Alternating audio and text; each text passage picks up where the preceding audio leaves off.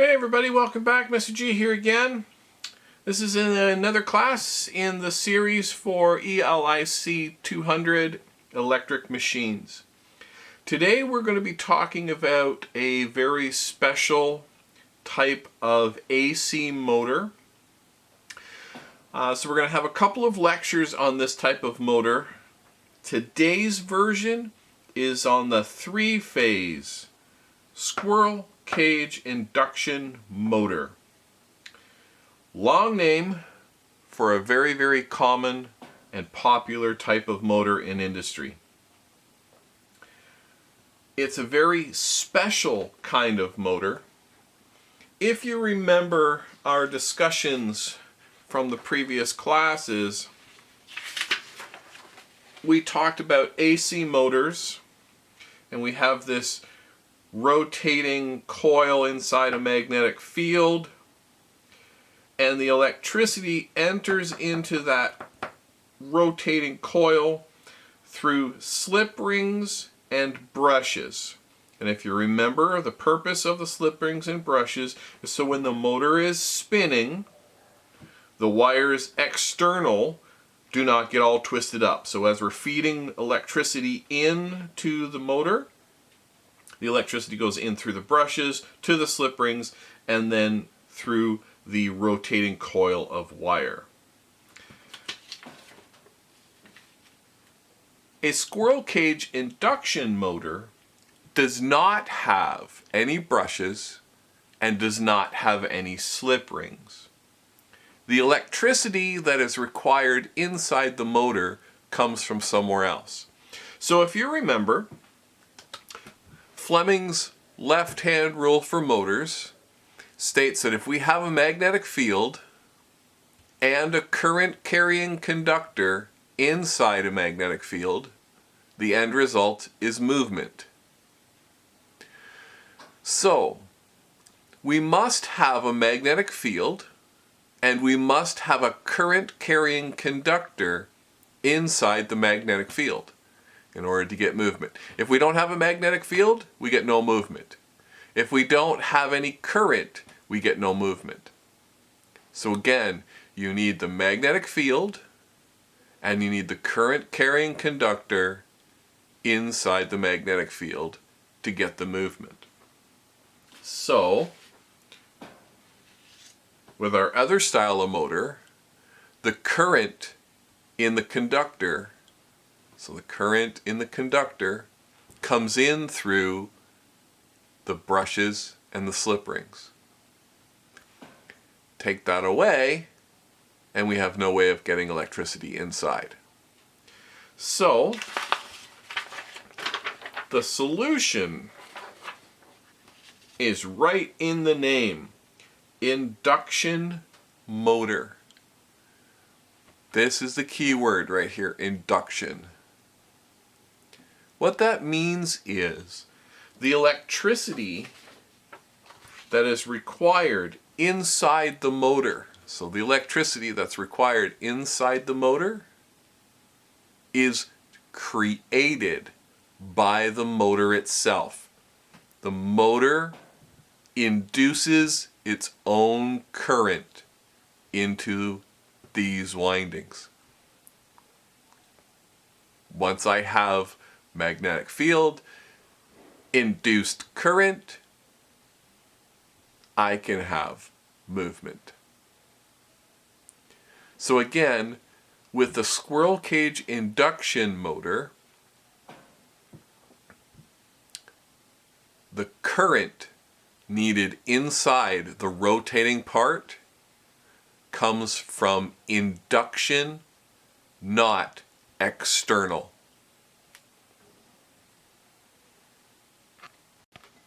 So let's take a look and see how that's done. It's all part of the design of a three-phase motor. So this should look familiar to you.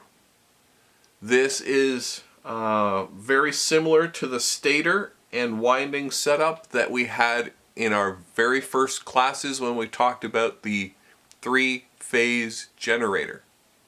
Now we're talking about a three-phase motor. So, if you remember, there are three phases. There's one phase, another phase, and another phase. This motor, all of these sides here are connected together to a neutral line. So what that means is, if electricity comes in at A, it flows this way and energizes these two magnetic poles and then out this side. If it comes in B, electricity comes in through here, energizes these two poles, comes out and down to the neutral side. C, same thing. If electricity comes in C, it flows out through here, energizes these two poles, and then off to neutral. On the negative cycle, electricity comes in through the neutral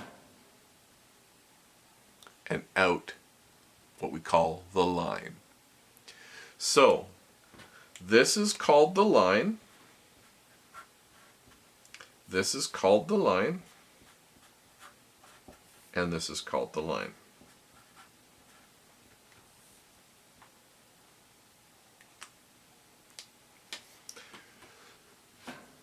So, positive going electricity comes in through the line and goes out the neutral. Negative going electricity comes in the neutral and goes out the line. So that's important. So we're going to make a little list of some rules.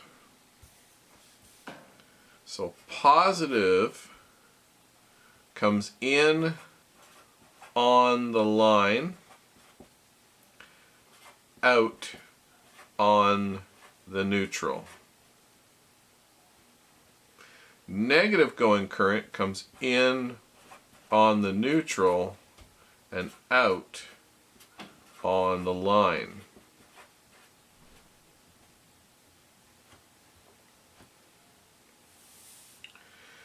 Now we know from our previous discussions that if this is a coil of electricity and we put electricity through it, it becomes a magnet. So these things become magnets when they are energized. Where current enters becomes a south pole. Where current exits becomes a north pole. So what that means is, if current enters here at the line and exits over here, where it enters, that pole becomes south. Where it exits, that pole becomes north. So again, positive current comes in on the line and out on the neutral. Negative current is in on the neutral, out on the line. Where current enters becomes a south pole, and where current exits becomes a north pole. So that's just a few rules that we're going to follow as we examine what happens inside this stator as we apply a waveform to it. So as we apply a three-phase waveform to this stator, what happens inside? You should be familiar with this. This is three-phase electricity. These are three independent current waveforms. Each one of them is 120 degrees apart. So if you remember from our early discussions on generators, each of these phases is 120 degrees apart. The waveforms 120 degrees apart. So this is waveform 1A. Or waveform A. This is waveform 2B. So this is current for B. And this is for 3C. So this would be current for C. So A, B, and C.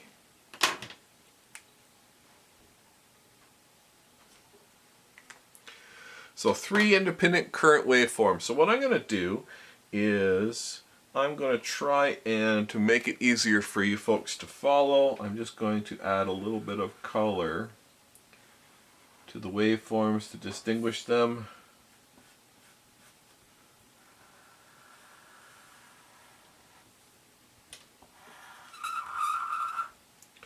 So we'll have a black one, we'll have a red one, and a green one.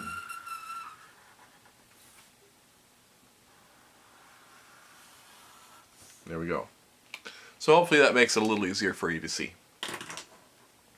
So this is the current A, this is the current B, and the current C, and each of them are 120 degrees apart. And this is the waveform that would be applied to our motor. Alright, so what we're going to be doing now is we are going to analyze what happens in the stator as we apply the 3-phase waveform to it. And the way we do that is we are going to just take an instantaneous picture. So what we're going to do is I'm just going to drag this over here, and we're going to look at this moment in time, this very instant in time, and we're going to analyze what's going on with the 3 currents and what magnetic field is created inside the stator at that moment in time. Okay, so again, we're breaking this full 360 degree waveform, we're breaking it down into instants. And what we're going to do is we're going to focus on each instant. So focusing on this one instant right here, we're going to try and get a snapshot picture of what the magnetic field looks like inside the stator. By doing that, we can get a rough idea of what the overall magnetic field looks like as we rotate through 360 degrees of sine waves attached to this motor. So the first one we're going to focus on is right here. So the largest current is the one that's going to have the most magnetic field effect. The largest current at this point is current A. It is at its positive peak. Current B and current C are negative, but they're not at the peak. Okay, so hopefully you can see that. Current A at this moment in time is at its positive peak. So magnitude is the largest. Remember, positive and negative just means direction. So, positive current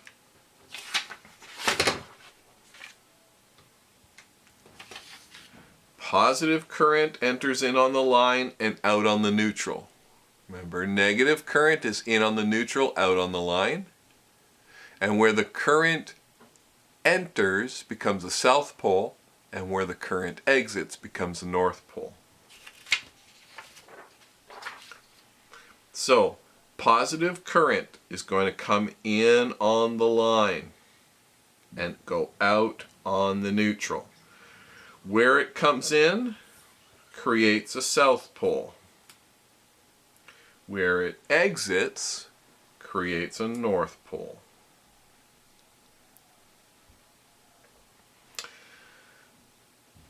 In that same moment of time, we have two currents that are flowing on B and C as well. They're negative going currents. So that means that they come in on the neutral. So for B, it comes in on the neutral, out on the line. Where it comes in is a south pole. Where it comes out is a north pole. Same thing for current C. Comes in on the neutral, out on the line. Where it comes in is a south pole. Where it comes out is a north pole. So, at this moment in time, so we were able to freeze time, take a look at the magnetic field that is being created at this moment in time inside that motor from these three waveforms. So again, basically all we're doing is just capturing at one moment in time. Now, if you can look at this, you can see that we've got some north poles and south poles. What we're going to do is we are going to draw in the magnetic lines of force. Now we know that the magnetic lines of force have direction, and the direction is from north to south. So, this was the first one we did, and then we did this one, and then we did this one.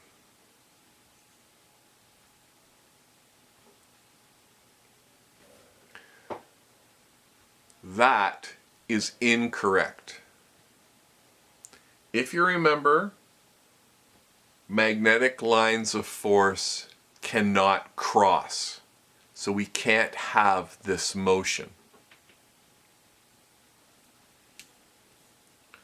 So I have to get rid of these. I cannot have them cross.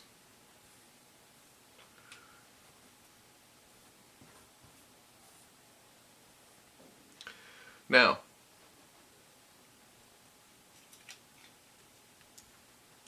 what else could we get? Well, we know that the magnetic field from A, because this was the largest current, the magnetic field from A is the largest magnetic field. And that sets up the dominant direction. Now we have two other magnetic fields that are created. We've got a north pole here and a south pole here, but we can't cross. But we have a north pole and a south pole here.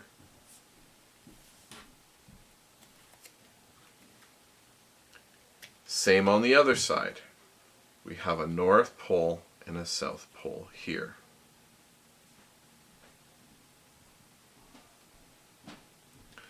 So at this moment in time, a snapshot of the magnetic field would look like this. So if we could categorize this direction, we would say that the magnetic field at this moment in time is pointing upwards.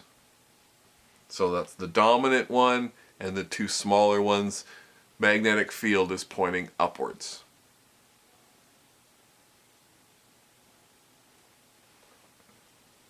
All right. So let's clear off this. Let's go to our next point of interest. So the next point of interest we have here, current C is at the negative peak. A and B are both positive, but they're not at the peak. So this is the largest current in the negative direction. So the largest current again sets up the strongest magnetic field. So let's look at C. It's a negative going current, so that means it enters in at the neutral. Whoops, sorry, C here. Enters in at the neutral and goes out the line. So where it exits is a north, where it enters is a south. Now we have the two other currents. Both of them are positive. So A enters in the line, exits the neutral. So where it exits is a north pole. Where it enters is a south pole. B, enter in the line, exit the neutral. Again, because it's positive current, enter in the line, exit the neutral. Where it exits becomes a north pole. Where it enters becomes a south pole. The dominant current again is the largest one, which is C, which creates the largest magnetic field. And then we have the two smaller ones.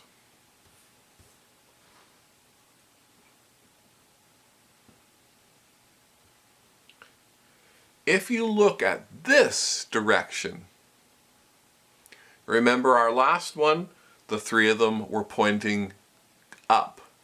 Now they're pointing off in this direction.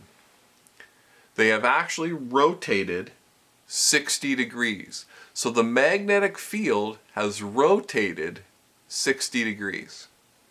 60 degrees.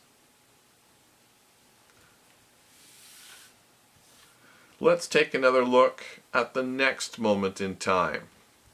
Right here. B reaches the positive peak. So B, positive peak, current enters here, leaves here, creates a north pole, creates the south pole. The other two currents are negative. So that means current enters in the neutral and current enters in the neutral. So exits the line, exits the line.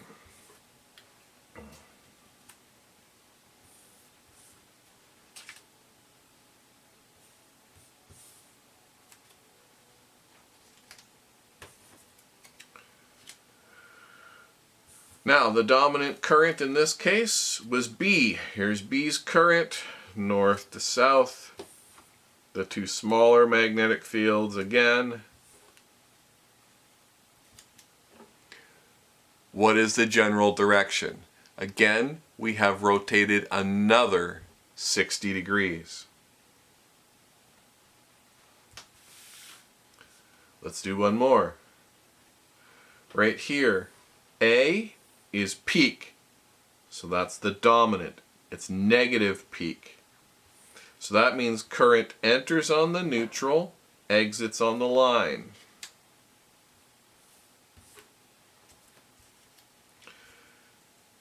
The other two currents are positive. So enter in on the line, exit on the neutral. Enter in on the line, exit on the neutral.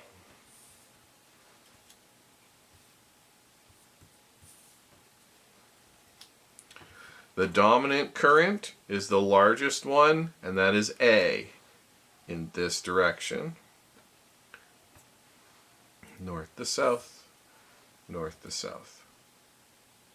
Again, we have now gone 60 degrees, another 60 degrees, and another 60 degrees. So we've rotated completely 180 degrees. So the magnetic field is actually spinning. If we continued this for the remainder of the 360 degrees in our waveform, you would find that the magnetic field will rotate all the way around. And as long as this waveform is connected, this rotating magnetic field will continue to happen. So, we have a rotating magnetic field inside a three-phase motor. So just by the layout and by applying this electricity to it, we end up with a magnetic field that actually rotates around. And it will continue to rotate as long as the electricity is connected. Alright, so just to put it all together one more time. Three-phase waveform connected to a three-phase motor. The natural layout of the waveform of electricity and the layout of the motor with the three sets of poles, each 120 degrees out of phase. The end result is we end up with a rotating magnetic field. So as the current changes, so does the magnetic field. And the current changes and the direction of the magnetic field changes. So we end up with a rotating magnetic field. So if you remember from just a few minutes ago, I said that this is a Squirrel Cage induction motor. So this is all very important on how the induction actually happens. So, if you remember from some of our very early discussions, if I had a conductor and I exposed a conductor to a moving magnetic field, current would be induced in that wire. So our very early lessons in this course. So if I had a conductor and I had a magnetic field, a moving magnetic field, I would induce current in that wire. So, here is a rotating magnetic field. What if I were to just take a conductor and drop it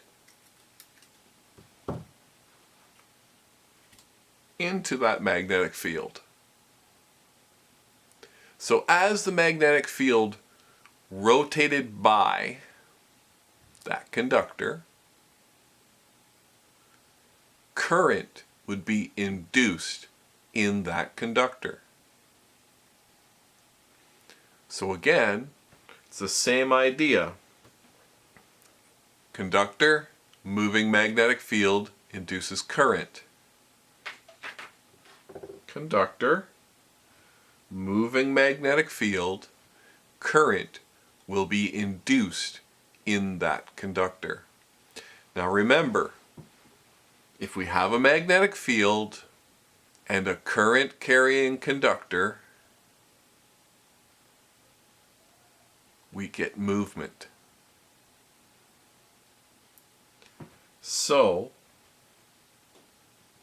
once current is induced in that wire, or in that conductor, it has a reaction to this magnetic field. So basically, let me just take this out of here like this and say, here is my conductor, here is my magnetic field.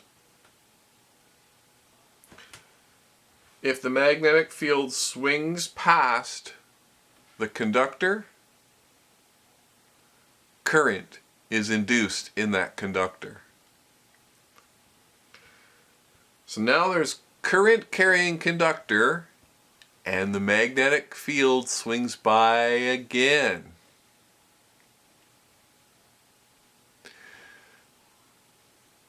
When we have a current carrying conductor, if you remember, our right hand rule for conductors states that if we have a current carrying conductor, a magnetic field is created around that conductor. So, first time it swings by, it induces current. Second time it swings by, we have a magnetic field here and a magnetic field here, and the two of them start to interact with each other. And basically what happens is this magnetic field starts to push the other magnetic field around. So let's do that again. First time the magnetic field swings by, it induces current. Our right-hand rule for conductors says once we have current flowing, we have a magnetic field around that conductor.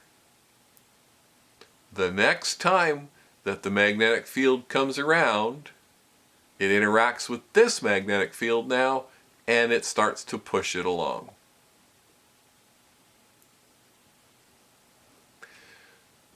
Now, the induced current in this conductor will not last forever. So the current needs to be refreshed. So that means that this magnetic field must pass by there again sometime later to refresh the current and recreate the magnetic field. And then as it circles around, it catches up and then chases it along.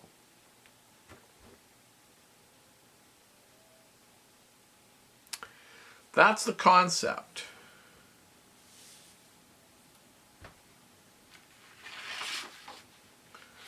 Instead of having a single conductor inside the magnetic field, what we do is we take a whole bunch of them together. And this is what's referred to as a squirrel cage. Because it kind of looks like, if you ever had a hamster growing up as a kid, the little wheel, that's that kind of concept. So we have steel bars connected by a couple of end rings. These steel bars are the conductors. So, basically what happens is electricity is induced in these conductors and flows in these conductors. That is the electricity that is required to cause the movement. These bars are very, very thick, so this can handle lots of current, which is one of the big advantages to this style of motor. Lots of current can be flowing in these bars. If you remember from previous lectures, more current means more magnetic field. More magnetic field means more torque, more strength in the motor. So what I'm going to do is I'm going to take this squirrel cage and I'm going to stand it on its end. And we're just going to look at the end. Like that. Okay? So that's the end of the squirrel cage. All these black dots represent the bars that are going through.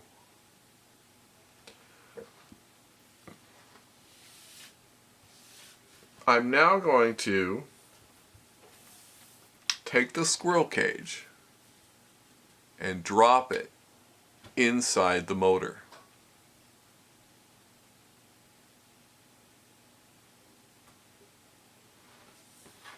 I'm now going to hook the motor up to our electricity. And what ends up happening is a rotating magnetic field. So the magnetic field swings by that bar and induces current. Swings by the bar, induces current.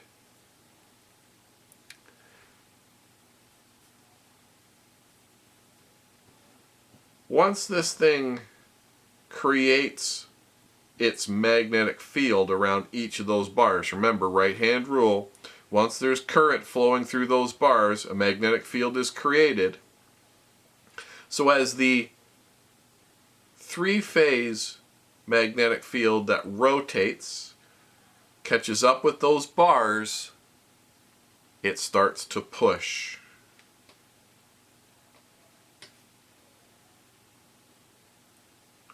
So you have these bars with their own magnetic field interacting with this rotating magnetic field.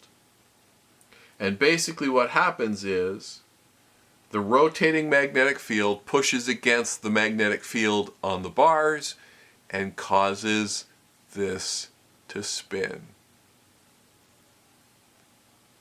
And there is your spinning rotor inside a three-phase motor. So the output shaft would be attached to this ring, sticking out, and that would be the motor. So the idea is the magnetic field swings by the bars, induces the current. That's where the induction comes in. Induces the current, which creates a magnetic field around those bars. Then this magnetic field comes around and starts to push on the magnetic field that's created. So it's the interaction between this magnetic field and the ones around the bars. And what ends up happening is as the magnetic field spins, so does the squirrel cage, which makes up the rotor in this particular motor. So no electricity is coming from the outside to this rotating squirrel cage. So there's no slip rings, no brushes. The electricity that is required for movement comes from induction, not from the outside world. Alright, so we have this rotating magnetic field inside the stator. The speed at which this rotates and then pushes along the squirrel cage, so the speed at which this magnetic field rotates is called the synchronous speed.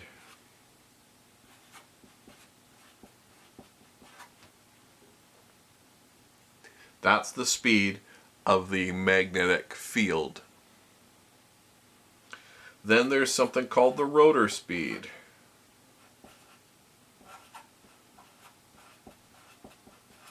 That's the speed at which the actual squirrel cage is rotating. If you take the synchronous speed minus the rotor speed, you get what's known as the slip speed.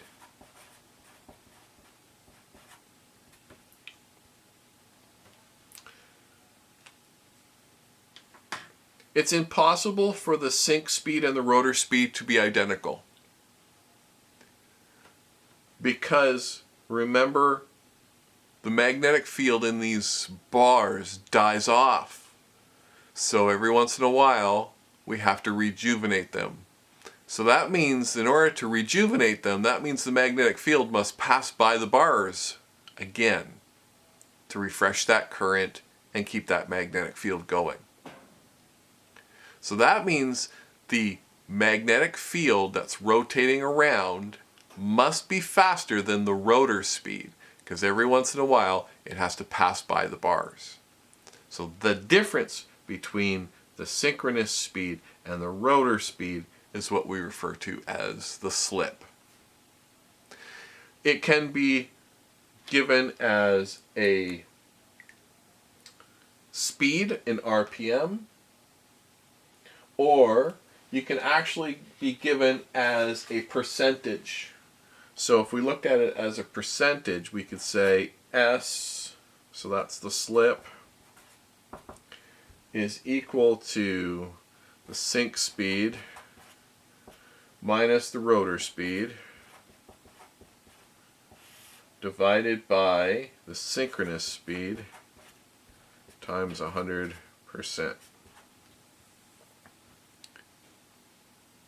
So this would give us the percentage slip. So sync speed, referenced by NS, rotor speed is normally just N.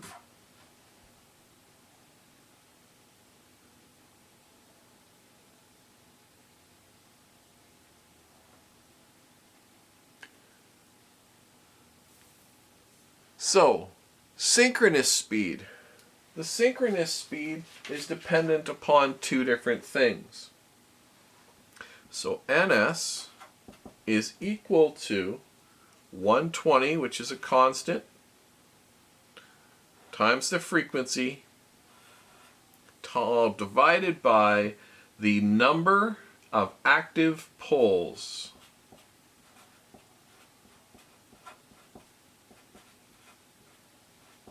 Per phase.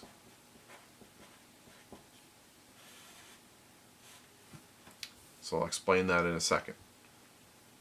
So F is our frequency. Why is frequency important? Because it all comes down to this. What's the frequency of this waveform? So 360 degrees of this waveform translates to 360 degrees of this exact motor.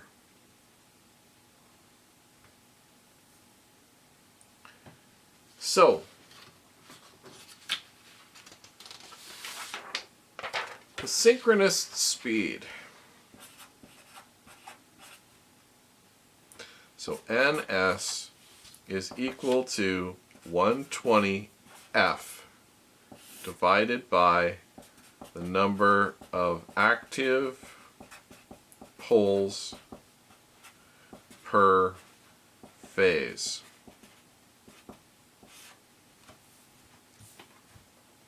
So F is the frequency. In the country we live in Canada, F is 60 hertz. So this is 120 times 60. The number of active poles per phase. So what I'm going to do, I'm just going to lose our magnetic field for a sec and go back to our stator.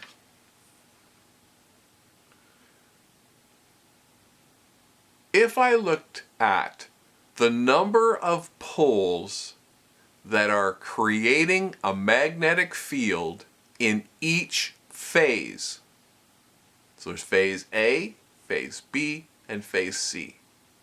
If I looked at this motor, how many active poles per phase do I have? Here is 1. Here is 2. So this is a 2-pole motor because it has 2 poles per phase.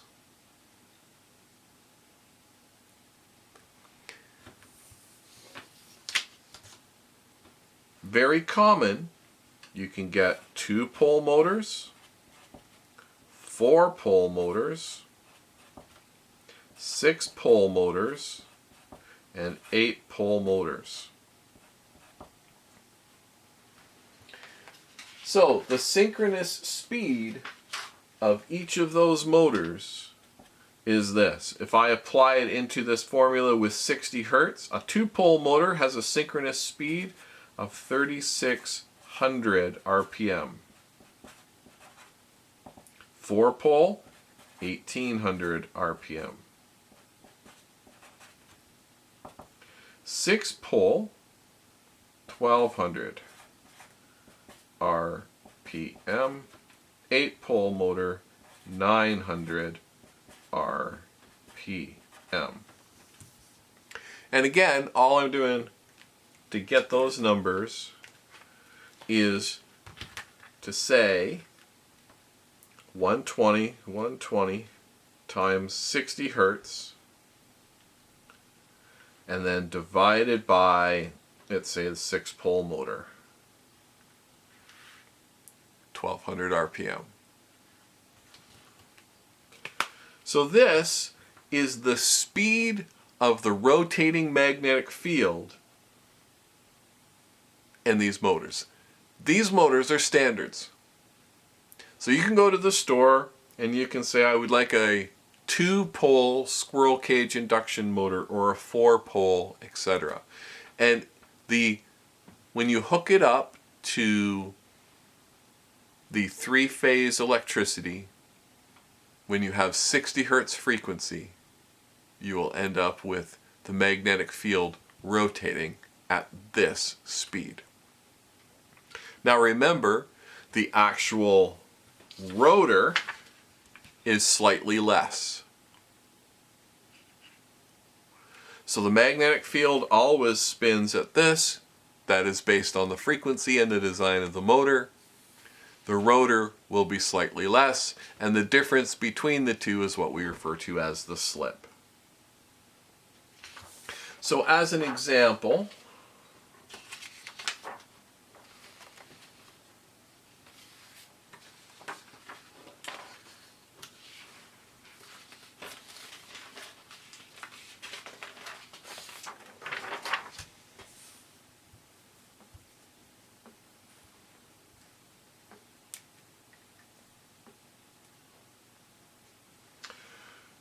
a 6-pole induction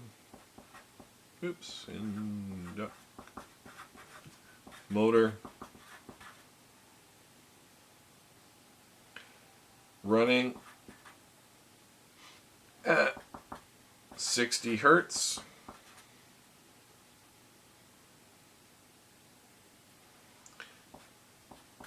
If the rotor speed is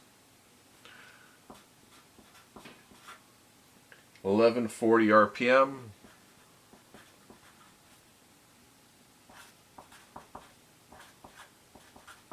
calculate slip. So the first thing we would have to do is calculate NS. So the sync speed. So sync speed is 120F over, it's a 6-pole motor. So that would be 1200 RPM.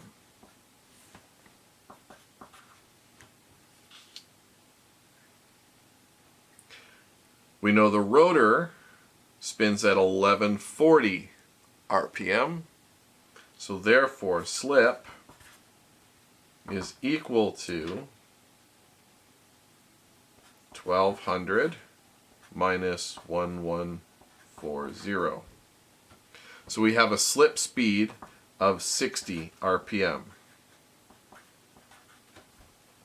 If we wanted to look at that as a percentage slip, we would look at it as 1200 minus 1140 divided by 1200 times 100%.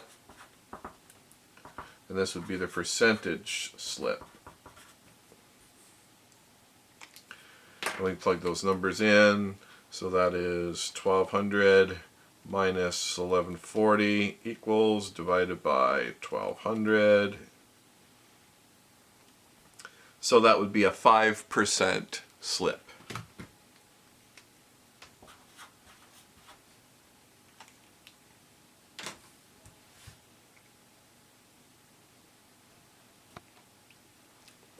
So in review, when we take a 3-phase waveform, hook it up to a 3-phase stator, we end up with a rotating magnetic field. The speed at which this rotates is called the synchronous speed. The synchronous speed is determined by the design of the motor So how many poles and the frequency. It has nothing to do with the voltage. The speed is independent from the voltage. So the speed of this rotating magnetic field is determined by the design of the motor, again, how many poles, and the frequency of the applied waveform. Then we take the squirrel cage, that's the rotating part, take the squirrel cage with its bars, and we drop it in. As the magnetic field rotates around, it induces current in these bars. The current in the bars creates a magnetic field around those bars, and when the rotating magnetic field interacts with the one that is around the bars, it starts to push the rotor around. And as the rotor gets pushed around, we have our rotation. So that's what causes our motor to rotate. The speed of the rotation is the rotor speed, and it is always going to be slightly less than the speed of the rotating magnetic field. The difference between the two is what's referred to as the slip speed. There are some standards for the synchronous speeds, 2-pole, 4-pole, 6-pole, 8-pole motors. These are the speeds available. If you want a motor that spins, let's say 1500 RPM, there is no such motor. So in order to get your output shaft to spin at 1500 RPM, you either have to use a complex control system called variable frequency drive, or you have to use gearing to get the final output speed that you want. Because the motors are only available in these speeds. The Squirrel Cage induction motor, the 3-phase version, is the most reliable and durable motor that we have in industry. There's no brushes to wear out. The bars inside the motor are very, very thick, so they can handle lots of current, so you don't have to worry about burning it up and overheating the motor. It is a very, very reliable motor. This is the type of motor that we see in refrigerators, in industrial machinery. Squirrel Cage induction motors. Very reliable, very durable.